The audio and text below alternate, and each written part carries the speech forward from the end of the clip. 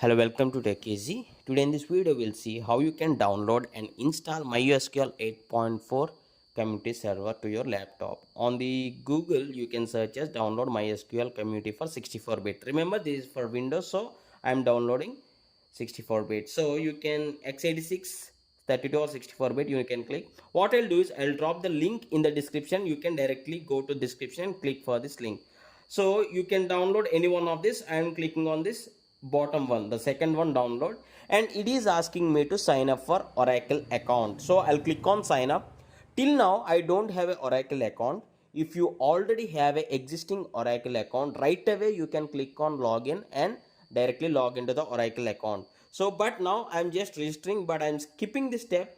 I successfully registered and I logged in. Then I see this download button. Just click on this download button. It is 304 MB, so it will take a little bit of while. Once it is downloaded, just go to your download folder and right click on this, and yes, you can click on install at the top. When you right click, you will see something like install. Click on the top option like install. Once you click on install, the installation process will begin. Yeah, it is the process of installing mysql 8.4 community server is already started on my computer. As soon as it is finished, you'll see a pop-up. You need to choose server only, then click on next. What is this error? The selected path already exists. So yeah, I have an older version, that's the reason it is showing me like this. For you, it won't show you anything like this. What I need to do is I need to remove this particular folder which is already exist on my computer.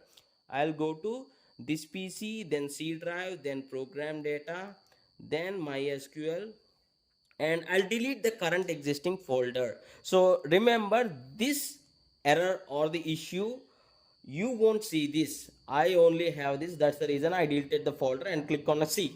That error automatically went off, and I can click on next. Now I can continue with the installation process. I'll click on next, and here it is showing that the default port is 3306 and development computer. I'll click on next. Everything is fine. Click on next. Remember, this is important. Here you need to choose the password. For me, I just used as root and I repeat the root. Remember, this password you need to enter while you using the SQL client command prompt. So they just click on execute. It will take like 2 to 3 minutes. Once it is completed, on the Windows search, you need to search as SQL client. I'll show you. It is taking a bit of time, like 5 to 10 minutes it may take. Once it is finished, you need to click on this finish at the bottom.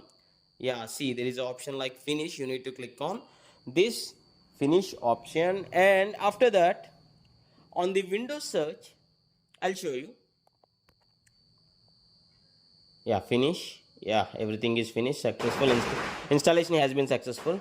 On Windows search, just search as client or SQL client. SQL mysql 8.0 command prompt client. Double click on that so that this pop-up will be appearing. This is command line prompt for SQL. I entered the password root.